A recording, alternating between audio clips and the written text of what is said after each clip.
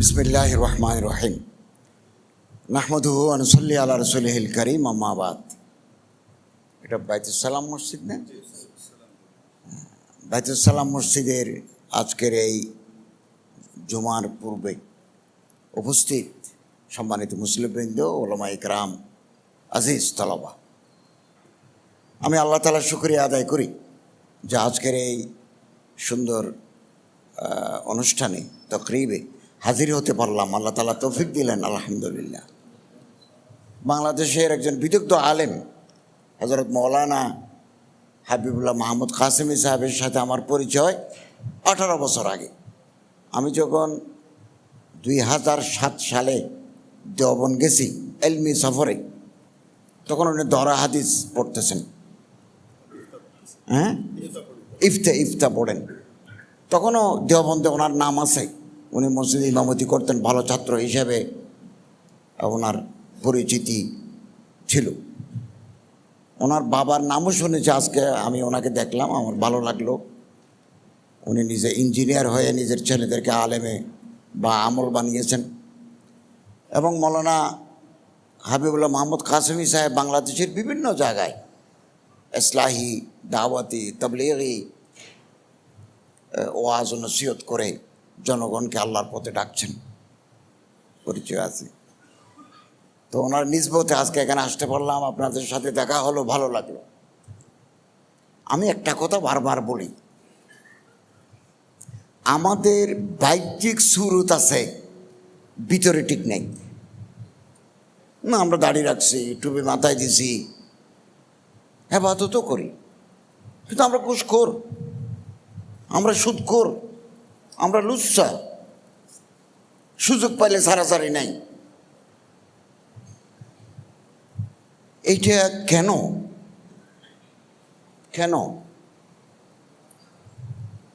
শরীরে রক্ত আছে 5.5 লিটার, 5.5। হাড্ডি গোস্ত আছে 60 থেকে 70 কেজি। ওজন বেশি হলে একটু বেশি, ওজন কম হলে কম। 1 ফোঁটা রক্ত, 1 টুকরা গোস্ত, 1 টুকরা হাড্ডি হারাম দিয়ে যদি তৈরি হয়, ক্বালা রাসূলুল্লাহ সাল্লাল্লাহু আলাইহি ওয়াসাল্লাম, লা ইয়াদখুলুল জান্নাতা জাসাদুন গুযিয়া বিল হারাম। This body will not enter to the heaven. এই শরীর বেহেশতে যাবে না। তো ঘুষ কে খায় না? কিছু পোস্ট, কিছু জায়গা আছে, আমি নাম বলবো না যেহেতু আমি গভর্নমেন্টে আছি। ওখানে একজন কেরানি হতে পারলে, একজন আরদালি হতে পারলে, তার ঢাকা শহরে বাড়ি থাকে। পয়সা কি আকাশ থেকে পড়ে? আর ওখানে যদি অফিসার হওয়া যায়, এই ফাইলে টাকা চলে যায়। না হলে কানাডার বেগম পাড়ায় এত বাড়ি আসলো কোত্থেকে? আমরা আবার নামাজও পড়ি, সুযোগ পাইলে হজে যাই, মসজিদ মাদ্রাসায় দানও করি। ভণ্ডামি, হিপোক্রেসি। এই জন্য আমাদের অন্তরের ভিতরে আল্লাহর ভয় দরকার। এই জন্য কোরআন শরীফে বারে বারে আল্লাহ তাআলা বলছেন, ইত্তাকুল্লাহ হাক্কা তুকাতিহি ওয়ালা তামুতুন্না ইল্লা ওয়া আনতুম মুসলিমুন। আল্লাহরে ডরো, যেভাবে ডরা দরকার। মুসলমান না হইয়া কবরে যাইবে না। আমি সবসময় বলি, রিপিট করি, ক্ষমতার জন্য মানুষ পাগল। কিছু জিনিসের জন্য মানুষ পাগলই যায়, ক্ষমতার জন্য মানুষ পাগল। যত রক্ত লাগে নাও, আমার চেয়ার যেন ঠিক থাকে। It is a history of the world. Bangladesh নয়, গোটা দুনিয়া। হিটলার, মুসোলিনি, রোমানিয়ার চসেস্কো, ইরানের রাজা শাহ পাহলভি, সবাই পরে এই হত্যা করে ক্ষমতায় থাকার স্পৃহা মানুষকে ধ্বংস করে দেয়। রোমানিয়ার প্রেসিডেন্ট চসেস্কোকে এবং তার বউকে 50টা গুলি দিয়ে, এই বুকের উপরে 50টা গুলি চালিয়ে হত্যা করা হয়েছে। তারিখ আপনি আপকে দোহরাতি হ্যাঁ। ইতিহাস নিজের পুনরাবৃত্তি করা, ইতিহাস এভাবে চাকা করে।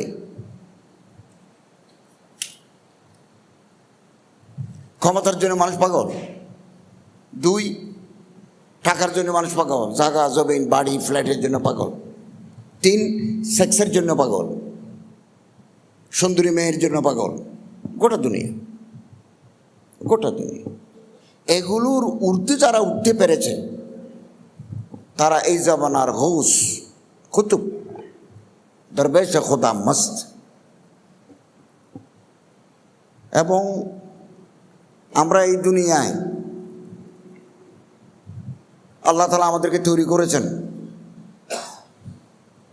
হুয়া রাজ্জাকু যুল কুওয়াতিল মাতিন, তিনি রিজিকের মালিক।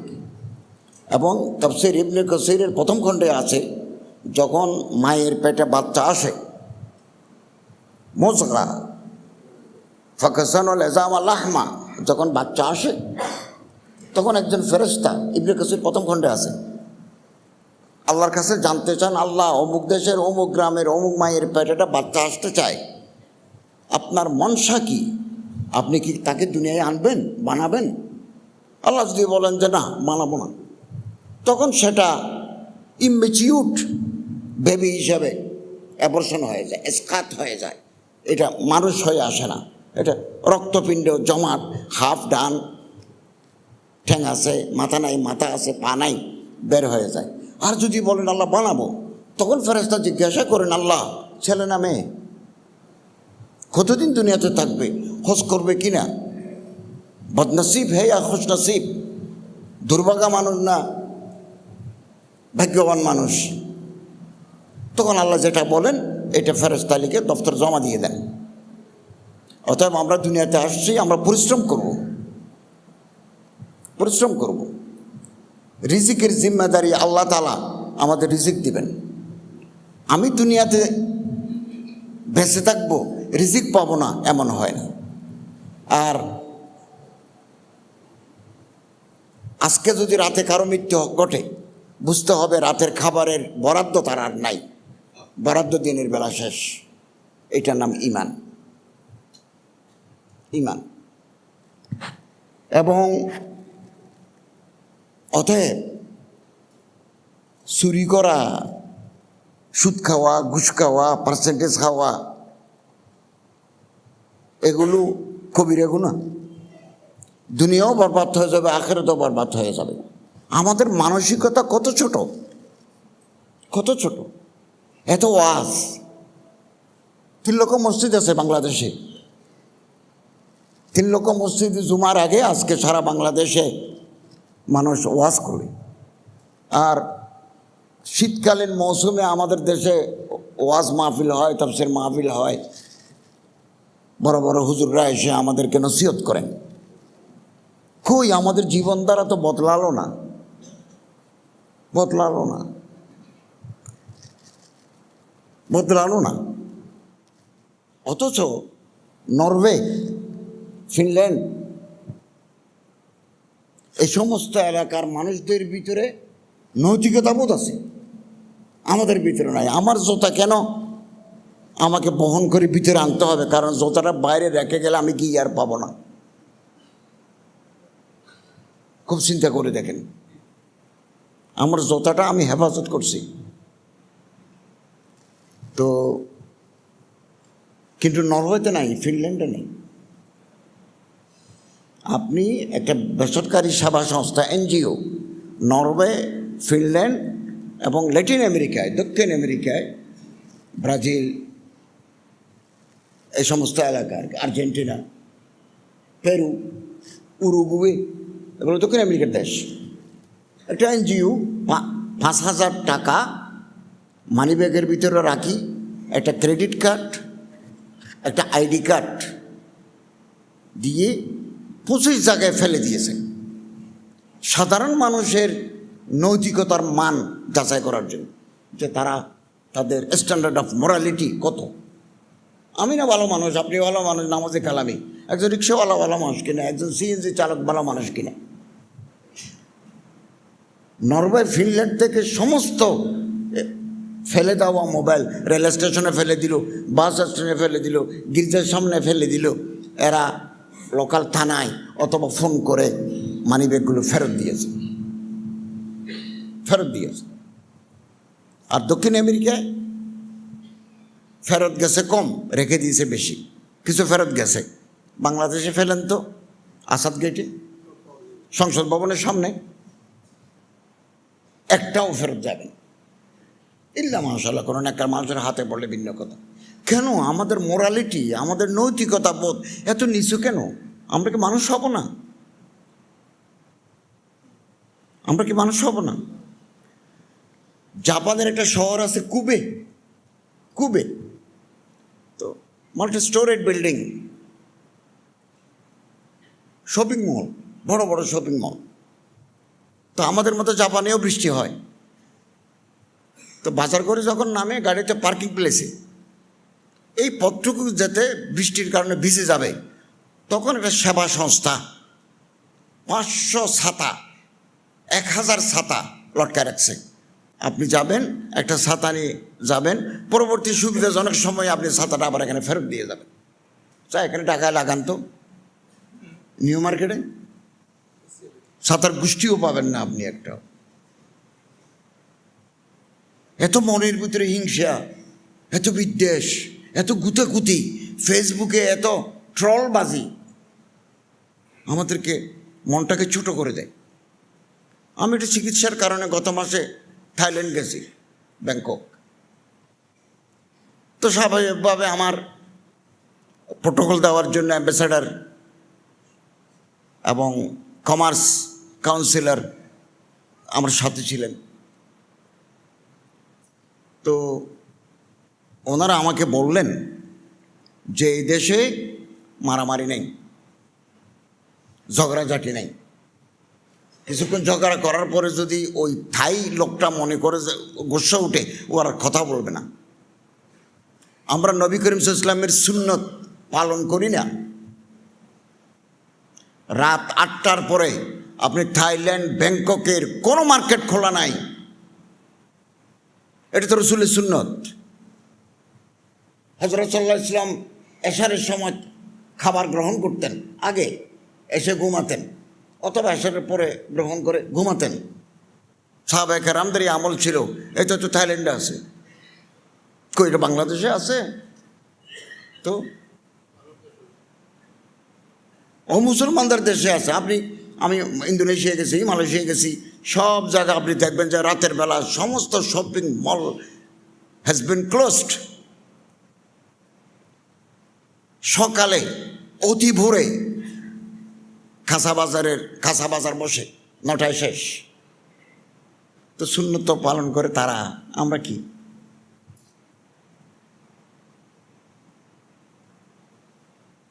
এবং আমাদের দেশে একটা রেওয়াজ আছে, সেটা হচ্ছে সারা জীবন আমরা ঘুষ খাই, সুদ খাই, পার্সেন্টেজ নিই, এবং বুড়ো হালে দাড়ি টাড়ি রাখি, জুব্বা গায়ে দিই, ওয়াজ করতে যাই। মসজিদ কমিটির সভাপতি, মাদ্রাসা কমিটির সেক্রেটারি, ঈদগাহ কমিটির অর্থ সম্পাদক। It has become a regular phenomena in our society.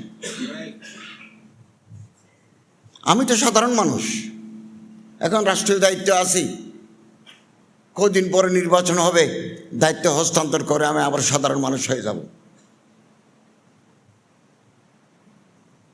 তারপর হজে যায়, নাতিন জামাই নিজের মেয়ে রাতে রাতে নিয়ে যায়, ক্লক টাওয়ারে থাকে।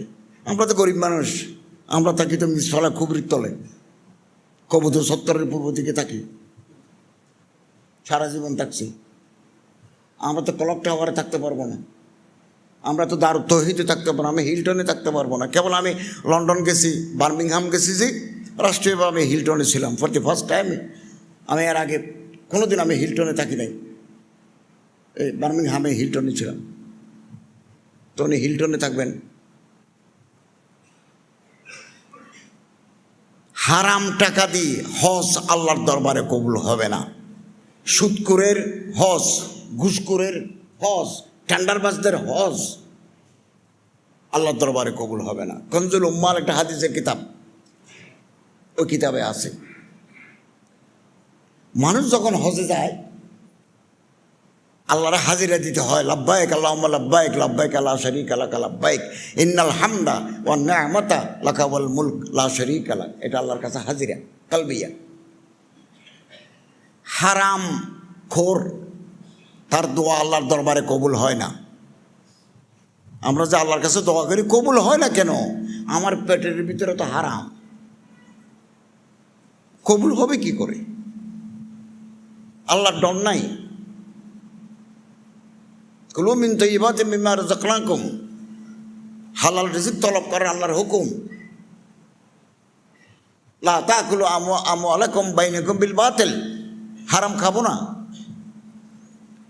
যখন 2 নম্বরই ব্যক্তি মক্কা শরীফে যায়, সন্ত্রাসী মক্কা শরীফে যায়, চাঁদাবাজ মক্কা শরীফে যায়, লাব্বাইক আল্লাহুম্মা লাব্বাইক, ক্বালা মালাকুন ফিস সামা, আসমানে যত ফেরেশতা আছে একসাথে ডাক মারে, লা লাব্বাইক লা সাদাইক, তোমার হাজিরা কবুল নাই, তোমার জন্য কোনো সুসংবাদ নাই।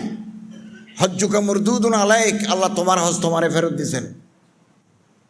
যাচ্ছে মক্কা শরীফে যাচ্ছে, এবছর 18 লাখ গেছে সারা দুনিয়াতে। অনেক নেককার বান্দারা গেছেন, অনেক আল্লাহওয়ালা মানুষরা গেছেন, আল্লাহ তাদের হজ কবুল করছেন। হজ্জাতুন মাবরুর লাইসা লাহু জাযাa'un ইল্লাল জান্নাহ, যাদের হজ আল্লাহর দরবারে কবুল তাদের বদলা জান্নাত। এমন মানুষ আমি দেখছি, আমি তো হজ মনিটরিং টিমের প্রধান। বাংলাদেশ থেকে 27,100 জন হাজি এবছর হজ করেছেন। হজ করে জাদ্দা বিমানবন্দর থেকে দেশে চলে আসবেন, মালসাবানা লাগেজ বিমানের ভিতরে ঢুকে গেছে, উনি চেয়ারে বসছেন, এভাবে টলি পড়ে গেছে, শেষ। এই তো আমার কাছে রিপোর্ট আছে, প্রতিদিন সকালবেলা রিপোর্ট আছে। গতকালে আমাদের সমস্ত হাজিরা চলে আসছেন, বাংলাদেশে কোনো হাজি এখন সৌদি আরবে নাই। 10 তারিখ লাস্ট। আমি আগামীকাল প্রেস কনফারেন্স করব, আমাদের অ্যাচিভমেন্ট, আমাদের ত্রুটি বিচ্যুতি পর্যালোচনা করব। আরেকজন, আমি যখন মদিনা আসি হজের পরে, তখন একটা মহিলা একেবারে বিদায়ী তওয়াফও করে আসছে, মদিনার মসজিদে নামাজ পড়তে গেছে। ওনার জামাই স্বামী আমারে বলল, 25 বছরের বয়সী মেয়ে, বললো যে আমার তো খারাপ লাগে। খারাপ লাগার সাথে সাথে টেলিফোন করলো, অ্যাম্বুলেন্স এসে নিয়ে গেল, হসপিটালে নিতে নিতেই উনি মারা গেলেন। এই তো মানুষের জীবন। হারাম খেয়ে যারা হজ করতে যায় তাদের হজ আল্লাহর দরবারে কবুল নাই। হাকিমুল উম্মত মুজাদ্দিদে মিল্লাত আল্লামা আশরাফ আলী থানভী রাহমাতুল্লাহ আলাইহ নসিহত আছে, আমরা যারা হারাম খেয়েছি, ঘর বেঁধেছি, বিল্ডিং করেছি, ফ্ল্যাট করেছি, এটা বিক্রি করে দিতে হবে। হারামের পয়সাতে যদি কিনে থাকি, কোথায় কোথায় চাকরি করার সময় খেয়েছি হিসাব করে আমরা দিয়ে দেবো। আর গভর্নমেন্ট থেকে যদি চুরি করেছি তাহলে সোনালী ব্যাংকের মিসেলেনিয়াস ফান্ডে জমা দেব। গভর্নমেন্টের বিবিধ একটা ফান্ড আছে। আমার মন্ত্রণালয় থেকে আমি মসজিদ, মাদ্রাসা, ইতিমখানা, শ্মশান, বৌদ্ধ, খ্রিস্টান, সেমেট্রি এগুলোতে অনুদান দিয়ে থাকি। তো ভুলের কারণে হয়তো রাউটিং নাম্বার ভুল অথবা অ্যাকাউন্ট নাম্বার ভুল, যার কারণে টাকা আইবাস থেকে সেন্ড করার পরে রিটার্ন আসে। অটোমেটিক কম্পিউটারে বলে দেয় যে এখানে এরর আছে, তার রাউটিং নাম্বারে অথবা এই অ্যাকাউন্ট নাম্বারে ভুল আছে, ফেরত আসছে, টাকা ঢুকে নাই। আর যাদের ঠিক আছে টাকা ঢুকবে। বাংলাদেশ ব্যাংক থেকে একটা ট্যাক্স দেয় যে ইউ উইল গেট এত টাকা within opening day, working day. তো আমি একটা লিস্টে নিয়েছি, দেখেছি 2021 সাল থেকে অনেক টাকা ফেরত আসছে, আমার আমলেও ফেরত আসছে। আমি কালকের মিনিস্ট্রিতে জিজ্ঞাসা করলাম যে টাকা কোথায়, বললো এটা বাংলাদেশ ব্যাংকে থাকবে, এটা আমরা নেওয়ার সুযোগ নেই, এটা গভর্নমেন্টের ফান্ডে থেকে যাবে, কোটি কোটি টাকা ওখানে থেকে যাবে।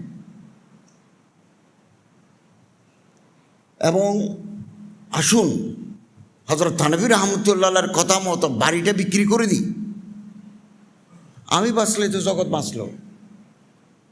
আমি যদি ডুবে যাই, ঘুষ খেয়ে, সুদ খেয়ে, অবৈধ করে, আমার ছেলেরা 10 তলার উপর থাকবে, আমার কি লাভ?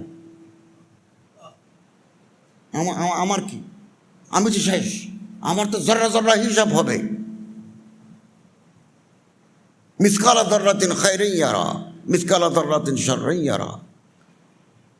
বালি পরিমাণ, তার চাইতে ছোট কোনো ন্যাক আমল করলে সেটাও আল্লাহ হিসাবে নেবেন, বিবেচনায় নেবেন, গুনাহ করলেও বিবেচনায় নেবেন।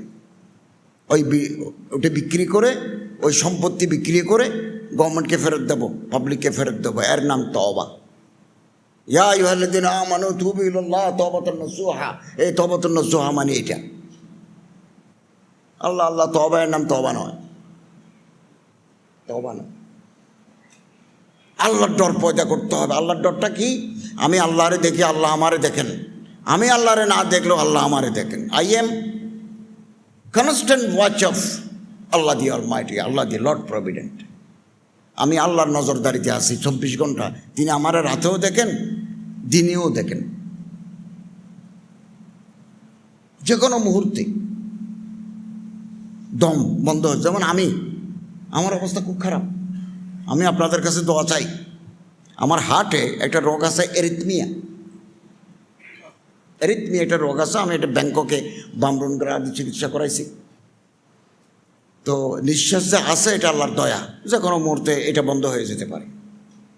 হার্টে এই যে পালপিটেশন করে, রক্ত টানে ফেলে, আমার একটা অংশ কম টানার কারণে রক্ত জমাট বাঁধে, ক্লট হয়। জমাট বাঁধলে ব্রেনের ভিতরে যে রক্ত ছুটোছুটি করে, এই যে আমি হাত নাড়ি রক্তের কারণে, রক্ত যদি আঙ্গুলে না চালে এটা আমি নাড়াতে পারবো না, হাত নাড়াতে পারবো না। তো আমার রক্ত জমাট বাঁধি যায়, রক্ত থিনারের মেডিসিন খাচ্ছি। এবং যদি কোনো সময় রক্ত জমাট বাঁধি যায় তাহলে ব্রেন স্ট্রোক করবে, শেষ, এক মুহূর্তে শেষ। এটা এরকম। আমার কাছে কালকে একটা লিস্ট আসছে, যে সমস্ত হাজি সাহেবরা হজে গেছেন, মারাত্মক রোগ নেই। কেন রে বাবা, আপনারা কেন হজে যাচ্ছেন? আপনার তো 95% ব্লক, কেন আপনি হজে যাচ্ছেন? আপনি মিনাতে থাকবেন, শয়তানকে পাথর মারবেন, এটা তো 4 কিলোমিটার। পাথর মারি আপনি আজিজিয়া হয়ে কাবা শরীফে এসে তওয়াফ করবেন, চুল কাটবেন, এটা তো 5 কিলোমিটার। আপনি হাঁটবেন কী করে? আপনার তো হার্টে ব্লক, আপনার তো 2 পা নাই। আমার কাছে কালকে একটা লিস্টে আসছে, কারা কি রোগে আক্রান্ত হয়েছে। 16 জনকে আমরা ওকুফে আরাফাতের দিন মাইক্রোতে করে, অ্যাম্বুলেন্সে করে ওকুফে আরাফাতের মাঠটা ঘুরে এনেছি। ওকুফে আরাফা হজ মানুষ যায়, এজেন্সিরা নিয়ে যায়, মানুষ যায়। মারাত্মক রুগী একটা গেছে 82 বছরের একটা মানুষ গেল, তার প্রোফাইলে লেখা আছে মানসিক ভারসাম্যহীন। কেন তুমি যাচ্ছ? আত্মীয়স্বজন কেন তাকে হজে পাঠাচ্ছে? তার তো ব্রেন ঠিক নাই, ও তো হারিয়ে গেছে হজের আগে। আমরা তাকে কোথাও পাই নাই। কবরস্থানে খোঁজ করেছি, হসপিটালে খোঁজ করেছি। 82 বছর, আব্দুল আজিজ তার নাম। পাগলের মতো আমরা খোঁজাখুঁজি করেছি। সৌদি গভর্নমেন্টের খাতায়ও নাই, কবরস্থানেও নাই। তো কেন তুমি হজে গেলা? আত্মীয়স্বজন কেন তারা পাঠালো? He is mentally upset. মানুষ কেন যায়? এজেন্সিরা কেন নেয়? অতএব ভাই, এরা সময় কমে গেছে। যাদের দাড়ি সাদা টাইম নেই। আমরা আল্লাহরে ডরাই, আল্লাহরে ভয় করি। রিজিকের জিম্মাদারি আল্লাহর হাতে, আমরা আল্লাহর উপর বিশ্বাস করি। ওমান ইয়াত্তাকিল্লাহ ইয়াজআল লাহু মাখরাজা ওয়া ইয়ারযুকুহু মিন হাইসু লা ইয়াহতাসিব। আল্লাহরে যারা ডরায়, আল্লাহ তাদের পথ খুলে দেন, কোনো না কোনো পথ বাতলাই দেন, রিজিক দিবেন, গণতে পারবেন না, আনগিনিত রিজিক দিবেন। এটা আল্লাহর কুদরত। আমরা আল্লাহর উপর বিশ্বাস করি, হারাম থেকে দূরে আসি। এখনো হাতে সময় আছে, আল্লাহরে ডাকি। হারামের উপর জীবন, হারামের উপর আমার বাড়ি, আপনার মুক্তি নাই। You will be punished, you will be hanged, you will be thrown into the hell. একেবারে কোরআন হাদিসের সহি কথা। আমি এই রাষ্ট্রীয় দায়িত্বে আসার আগে একটা মসজিদে জুমা পড়াইতাম, একটা ইউনিভার্সিটিতে পড়াইতাম, ইন্টারন্যাশনাল ইউনিভার্সিটি, এটা মাদ্রাসায় হাদিস পড়াইতাম, ওয়াজ করতাম। সবগুলো ছেড়ে দিয়ে আমি এখন আসছি। ফেব্রুয়ারিতে নির্বাচন হলে আমি আমার দেশে চলে যাব। I have no work, I have no service. আমার কোনো চাকরি নাই, আমার কোনো কাজ নাই। তো আমি বাঁচব কী করে? গড নোস, হি নোস বেটার। আমি আল্লাহর এই কুদরত দেখার অপেক্ষায় আছি। চট্টগ্রাম শহরে আমার কোনো বাড়ি নেই। এখন আমি বাড়ি করতে পারি, করব না। এখন রাষ্ট্রীয়ভাবে আমি করতে পারি, আমি বললেই আমার ফ্ল্যাট দেবে, জমি দেবে, আমি ব্যাংক থেকে লোন নিতে পারবো, নেব না। একেবারে আমি যেদিন উপদেষ্টা হয়েছি, এটা আমি জানতাম না যে আমি উপদেষ্টা হব, এটা আল্লাহ তাআলার দয়া। চিফ সেক্রেটারি আমারে ফোন করে বললেন যে বঙ্গভবনে আপনার 8:30টায় শপথ, মহামান্য রাষ্ট্রপতি আপনাকে উপদেষ্টা নিয়োগ করেছেন, আমরা গাড়ি পাঠাচ্ছি, আপনি কোথায় আছেন? গেলাম, আমি ছিলাম ফকিরাপোলে, নিয়ে গেল। আমি আর আগে কোনোদিন বঙ্গভবনে যাই নাই। ঢুকলাম, 8:30টায় শপথ নিলাম। এরপরে বলা হলো আপনাদের জন্য ফ্ল্যাগওয়ালা গাড়ি অপেক্ষা করবে, আপনারা বাসায় যেতে পারবেন। আমি চিফ সেক্রেটারিকে বললাম, ভাই আমার তো বাসা নাই, আমি কোথাও, আমি তো সকালে ফ্লাইটে চট্টগ্রাম থেকে আসতেছি, আমি তো সাধারণ মানুষ। তো তিনি বিএমআই স্কার্টনের ওদিকে 2টা রুম আমারে দিলেন, ওখানে 2 মাস ছিলাম। ম্যাজিস্ট্রেটের ফ্ল্যাটে ছিলাম 2 মাস, এখন হেয়ার রোডে ডুপ্লেক্স বাড়িতে আছি। তো আমি আল্লাহ তাআলার কুদরত দেখার অপেক্ষায় আছি যে আমি নির্বাচনের পরে চলে যাব, আমার 1 পয়সা আয়ের কোনো পথ নাই। আমি দেখব আমার আল্লাহ ও রাজ্জাকুল কুওয়াতিল মাতিন, তিনি আমারে অত্যন্ত সুন্দরভাবে সচ্ছলভাবে চালাবেন। কোনো না কোনো পথ তিনি বের করে দিবেন, যাতে আমি দুনিয়াতে যতদিন আসি তিনি আমার রিজিক ফরাহাম করবেন। এটার নাম আল্লাহু। সবসময় দোয়া করবেন, ইয়া হাইয়ু ইয়া কাইয়ুম লা ইলাহা ইল্লা আনতা বিরহমাতিকা আস্তাগীস। এই দোয়া পড়বেন, আপনার কারো সাহায্যের প্রয়োজন, একমাত্র আল্লাহ তাআলা সাহায্য করেনওয়ালা। এটার উপর বিশ্বাস করি, এই বিশ্বাসের নাম ঈমান। সাগরে একটা মাছ আছে, এটাকে বলা হয় এই ব্লু হোয়েল, ব্লু হোয়েল, নীল তিমি। এটার ওজন বড় ছোটো মিলে 2700 কেজি, 2700 কেজি একটা তিমি মাছের ওজন। ওই ওখানে নারী আছে, পুরুষ আছে, ছোটো বাচ্চা আছে, 1500 আছে, 1700 কেজি ওজন। একবেলা খায়, তিমি মাছে খায় 200 মানুষ যদি ফুল প্লেটে বিরিয়ানি খায়, যে পরিমাণ কাচ্চি খাবে, ডিম খাবে, বরখানি খাবে, ফুল প্লেট ভাত খাবে, এরকম 200 জনের খাবার একবেলা গ্রহণ করে, এটা নীল তিমি একবেলা। তাহলে তার 3 বেলা খাবার ওই সাগরের মাঝে কে জোগায়? আসমানের মালিকে জোগায়, আসমানের মালিকে জোগায়।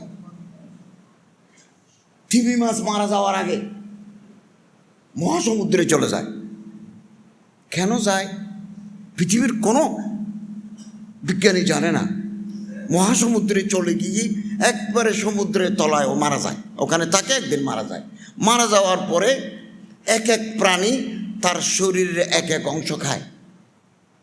হাড্ডি যেগুলো আছে এগুলো আরেক ধরনের প্রাণী, সামুদ্রিক জলজ প্রাণী, তার হাড্ডিগুলো খায়।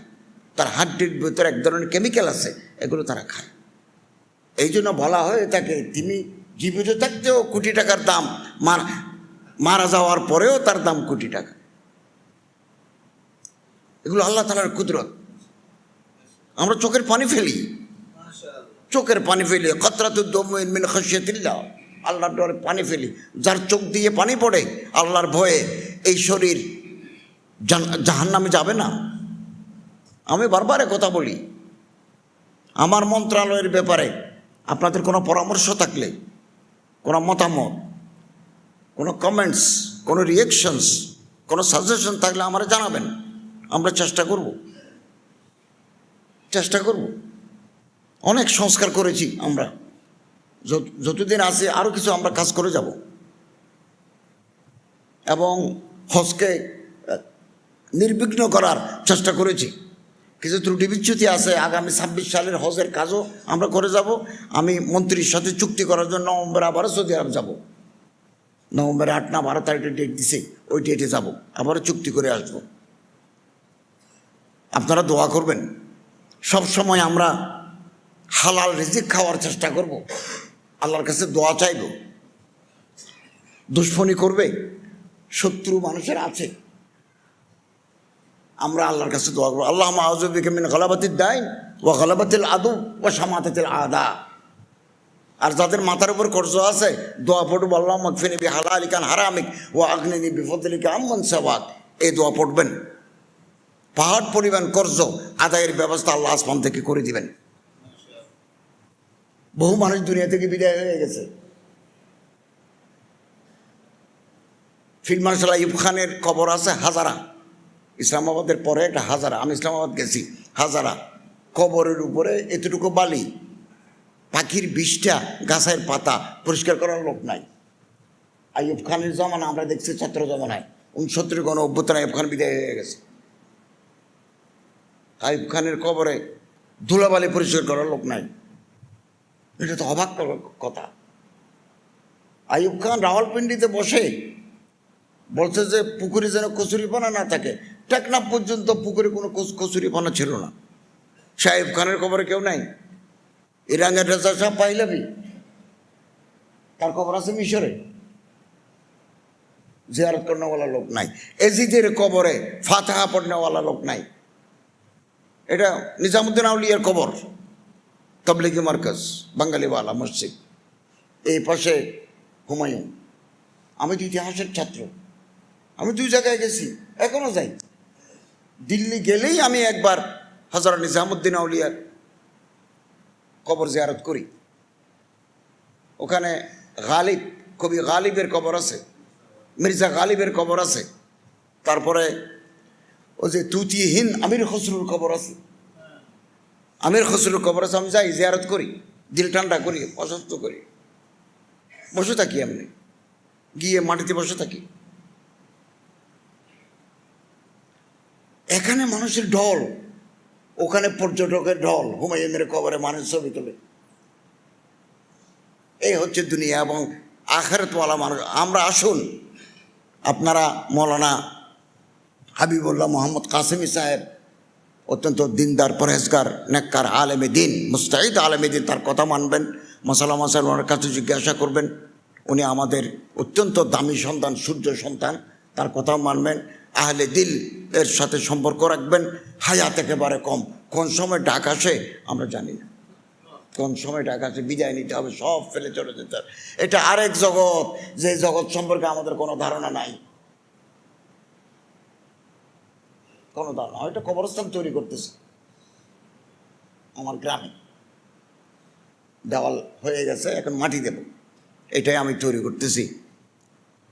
মানুষ যাতে অন্ততপক্ষে এসে কবরের পারে একটু জিয়ারত করতে পারে, এটাই হচ্ছে আমাদের ঠিকানা। আসুন, আমাদের অন্তর কিসের সম্পদ, কিসের কি, আমি কার জন্য এগুলো করি? প্রত্যেকে তার কপাল নিয়ে আসছে আল্লাহর কাছ থেকে। আমার ছেলেরা আমার সাথে যোগ্য, আমার সাথে আমার চাইতে বেশি কোয়ালিফাইড, তো তাদের কপাল আছে, তারা তাদের রিজিক নিয়ে আল্লাহর কাছে আসেন। তবে বাবা হিসাবে আমাদের দায়িত্ব তাদের একটা মাথা গুজার ঠাই দেওয়া, তাদের জন্য কিছু করে যাওয়াটা, এটা বাবা হিসাবে শফকতে পেদেরই এটা আমরা করব। তাই বলে আমি অন্যায়, সুদ, ঘুষ, নাজায়েজ দিয়ে আমরা করব না। এই মানসিকতা জাগ্রত করতে পারলে বাংলাদেশের ভিতরে, তাহলে লুটপাট, বিদেশের টাকা পাচার, ব্যাংক লুট বন্ধ হয়ে যাবে। ব্যাংকের সমস্ত টাকা লুট করে নিয়ে যাবো, হোয়াট ইজ দিস? এটা কোনোদিন দেশপ্রেমিক মানুষের কাজ নয়। আমি করলে আমিও দোষী।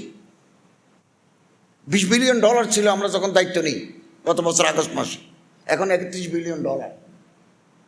এখন আমাদের রিজার্ভ $31 বিলিয়ন। এবং আমাদেরকে, আমি গত বৃহস্পতি আমাদের মন্ত্রী পরিষদের বৈঠক ছিল, চিফ অ্যাডভাইজার মহোদয় বলছেন যে আপনারা সরকারি খরচে বিদেশে যাবেন না,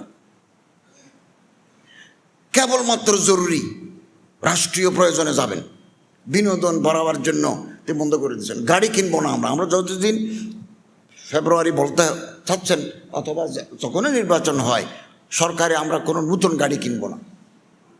খরচ কমাচ্ছেন। খরচ কতটুকু কমাইছে জানেন? মন্ত্রী পরিষদের বৈঠকে আমরা 11টায় যেতাম, 2টা 2:30 পর্যন্ত মিটিং চলতো। তারপর আমরা খাবার খেতাম, ডাল, সবজি, হয়তো মাছ, না হলে মাংস গোস্ত এটাও বন্ধ করে দিয়েছে। এটা বন্ধ করে দিয়েছে, না আপনারা বাসায় গিয়ে খাবেন, কেবল চা দেয়, নাস্তা দেয়। আমি ইন্দোনেশিয়া যেতে চেয়েছিলাম, এই হজ সিস্টেম কীভাবে চালায় তারা, পৃথিবীর বেশি মানুষ হজে যায় ইন্দোনেশিয়া থেকে।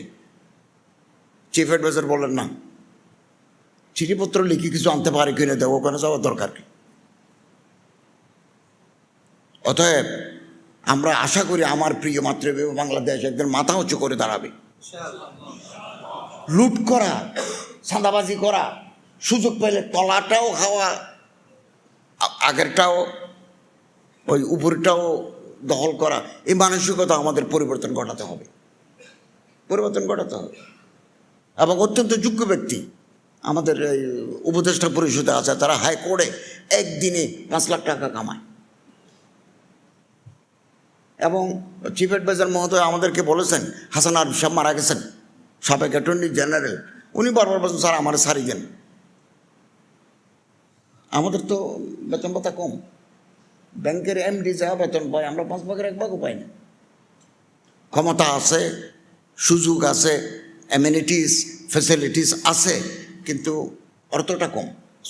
চোরের জন্য তো সামান্য টাকা বেতন নিলে কি হবে, তার যে পথ ওটা তো চোরের জন্য ভালো।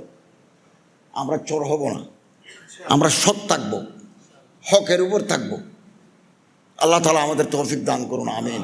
এত সুন্দর দেশ, আমরা যে দেশের বাসিন্দা, সকালে সূর্য উঠে সারাদিন ফকফকা আলো, একটা গাছ রোপণ করে দিলে পানি দিতে হয় না, ফল ধরে। এত সুন্দর দেশ, বর্ষাকালে বৃষ্টি দেয়, শীতকালে শীত হয়, এত উর্বর, সুজলা সুফলা এই দেশ। এরকম দেশ কয়টা আছে? আমি যখন ইংল্যান্ডে গেছি তখন বৃষ্টি পড়ে, লন্ডনে, বার্মিংহামে, সারে, ক্যামব্রিজ, অক্সফোর্ড, বৃষ্টির সাথে সাথে শিলা, তারপর ঠান্ডা বাতাস, ও মা, নখ বন্ধ হয়ে যায়। দৌড়ে কাঁথা গায়ে দিয়ে দৌড়ে গাড়িতে উঠি, গাড়ি থেকে নামে ঘরে ঢুকি। এরকম পরিবেশ তাই বাংলাদেশে নাই।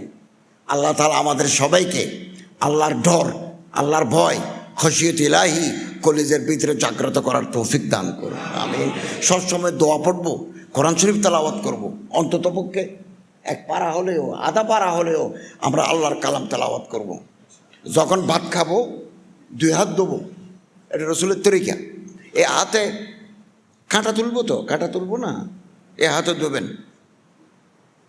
কোনোদিন গরিব হবেন না, আর পকেটের পয়সা গরিব দুঃখী মানুষকে দিবেন, এতিমকে দিবেন। এই মাদ্রাসা আছে, এই মাদ্রাসার ছাত্রদেরকে দিবেন, যারা বই কিনতে পারে তাদের বই কিনে দিবেন। আপনি কোনোদিন গরিব হবেন না। আল্লাহ তাআলা তৌফিক দান করুন, আমিন। ওয়া আখিরু দাওয়ানা আলহামদুলিল্লাহি রাব্বিল আলামিন।